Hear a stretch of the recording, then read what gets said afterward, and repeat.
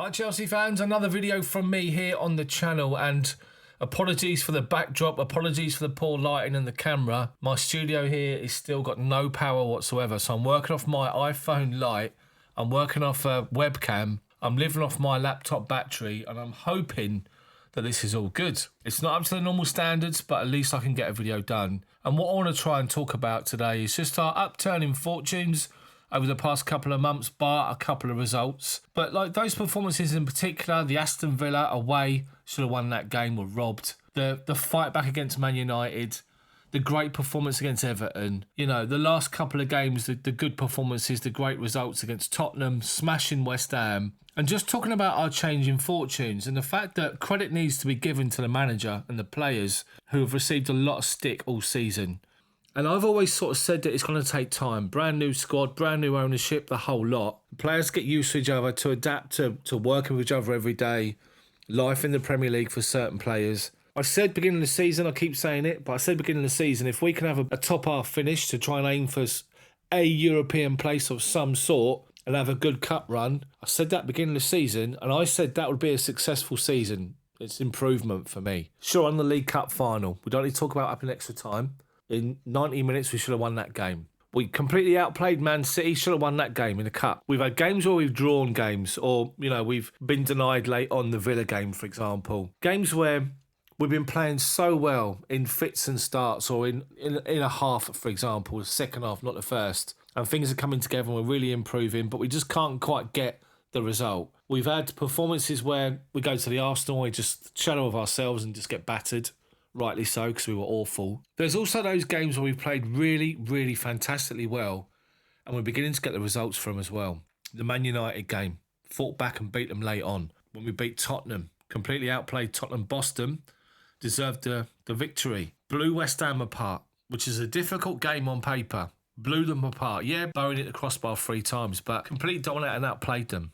5-0. It's been coming. It's been coming for a number of weeks, these performances and these results. We just haven't got over the line earlier on in the season with certain games and, you know, drawing and just conceding stupid goals. What you can see right now is a real sort of focus from the players to try and turn this around. You can see working arm defensively. You can see the change in formation because of Enzo Fernandez getting injured to like a 4-2-3-1, even though at times it seems like a 4-1 situation, and it's really benefiting us. And there's certain tactical tweaks with that as well, which has been so good to see. We have to remember that players play on confidence. If a player's full of confidence, he'll express himself. He'll give it, you know, he'll show exactly what they can do. If they're given little moments and they don't feel confident enough to do it, i.e. Mudryk, it won't come off, or they can't really get a run of games. Now, Mudryk has had a run of games because nobody else has been available, but he still needs to deliver more for me, 100%. That's the real frustrating thing for me, is Mudryk, you just want him to do well, and he does well in flits and moments in games, but it's not sustained and it's not consistent enough. But I have to mention Marc Cucurella.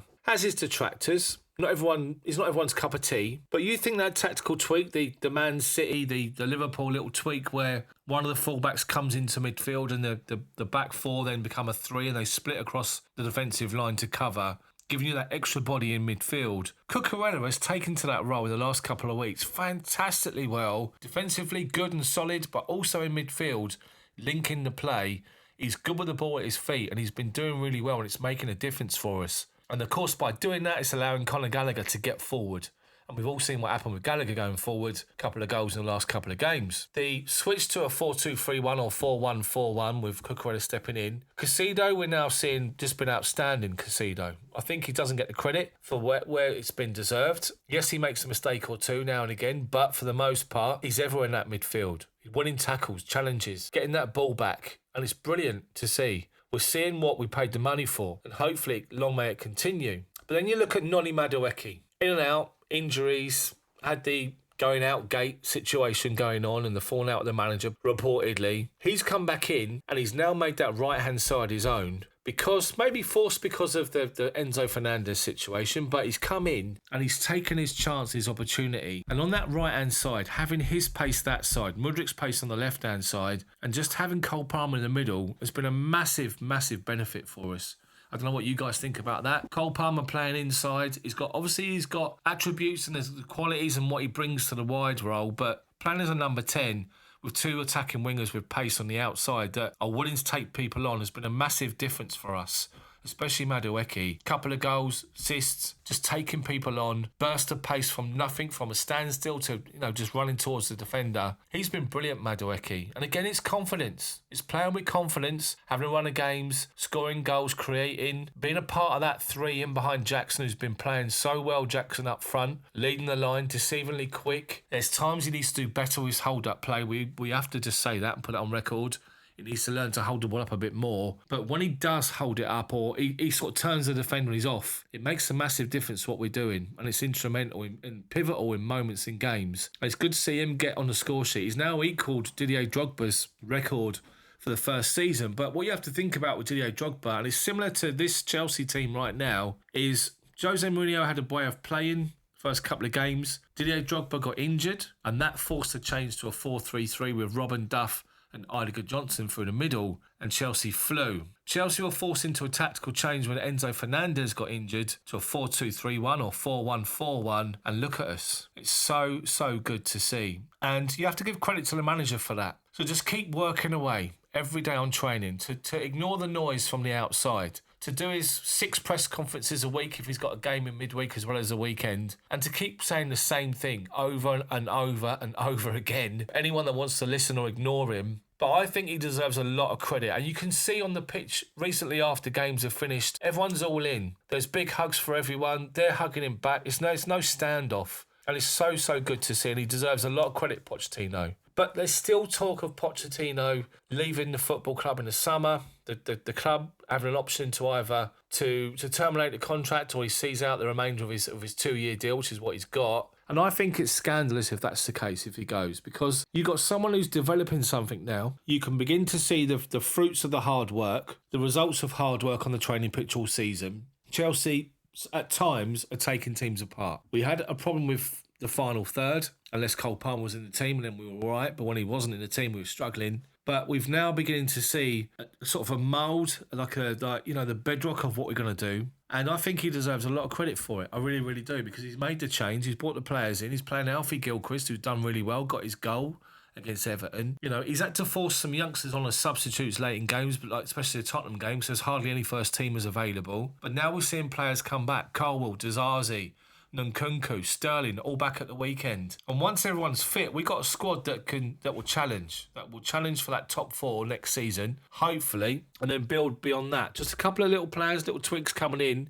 I think will be good. So I just wanted to give props to Mauricio Pochettino and Chelsea players for turning things around, ignoring the noise, and been playing fantastically well of late. Over the last couple of months, what was it, 1 defeat? Number of different draws and thrown points. We know that, lost points, but those important victories as well have pushed us right up there now. Man United, you look at them last night, woeful. We've got a chance to get into the Europa League. We've even got a chance with Tottenham's games coming up to try and, if Tottenham, Newcastle lose their games, then, you never know. We could push to try and get there to 6th place. It's possible in the 3 games we've got left compared to the others. They got to play each other as well, I believe, Tottenham and Newcastle, I think. You never know. If we get into the Europa Conference League, UEFA Conference League, fantastic for us. Better than what we were last year, where we are now. And I just want to finish up with a little final message about Thiago Silva. The guy that everyone thought came in at the Premier League just to give it a crack for a season and then bugger off. The guy came into Chelsea, fell in love with London and the football club. He finally did what he was looking to achieve for all those years. Milan, PSG. He won the Champions League at Chelsea and the Super Cup, Club World Cup. He would never in his wildest dreams, and he said that, thought that would be the case. And he's got a real connection with the Chelsea fans. The Chelsea fans see him as a leader, an absolute legend. His timing, his reading of the game is outstanding. I wish he could stay longer, and he did make a comment that, later on, hopefully come back in a different role. I'll have him on the coaching staff, working with the defenders, week in, week out. But for now, it's been announced today that he's signed for Fluminense. He's going to go back on a 2-year contract, and Chelsea are going to allow him to go back earlier so he can start join up with them on July the 1st, or whatever it was on their statement today. And that's a lovely gesture from Chelsea for the man that's come in and just been a revelation for us. Defying the mentality about your age, you're too old to do this. He's been outstanding, Thiago Silva, and he'll be missed, but he will go down as a legend at our football club for the team that won the Champions League the 2nd time around. And it's just been outstanding. So for all the doom and gloom we've had all season, for the most part. Great performances, great victories, plenty of goals. And let's not forget, last year we were all moaning because we didn't score enough goals. This year we've turned it around. Just got to stop it at the other end now. And let's see what happens. So, we're up there. We're challenging for European positions. Maybe not Champions League, but the others, which is a positive for us based on where we were. We're playing well. We're scoring goals. Things are beginning to flow. There's confidence about our game. We've got good run of fixtures now between now and the end of the season. 9 points from 9 is possible here, and you never know what it's going to take us and where we could finish. So, I just want to say thanks for watching and sticking around with my channel. Apologies for the backdrop, the camera, the lighting is awful, but this is just my studio's in darkness. I have to try and do what I can. I'm trying to get back on here to build the channel up again. So I appreciate all of your support, every single one of you. If you're watching this for the first time, and check the other channel, the videos on the channel. It's not normally like this, but I appreciate you guys watching. Have a great rest of your day and your evening, and I'll talk to you all soon. Let me know what you think. Drop a like. See you next time.